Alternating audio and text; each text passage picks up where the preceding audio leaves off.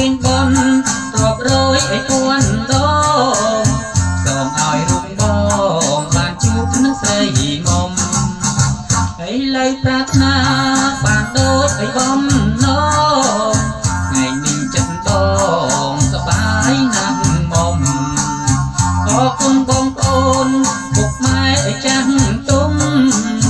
ដែលបានសំគុំបងហើយនឹងរូបនឹងស្រីថ្ងៃនេះជាថ្ងៃយើងចូលឲ្យរោងការមើលញាតិឯកាទិញទាំង8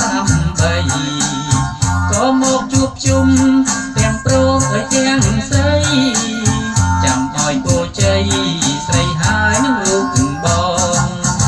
ថ្ងៃនេះគឺជាថ្ងៃជោគឲ្យថ្ងៃជ័យថ្ងៃមានសេរី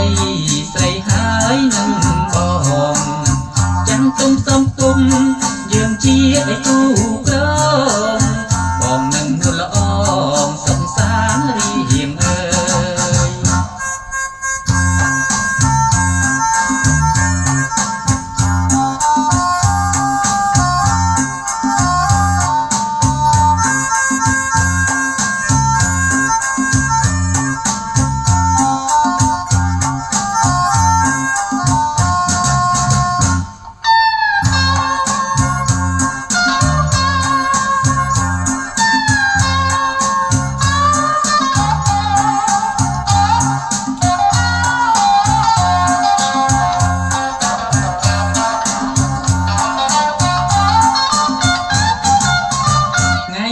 ជាថ្ងៃ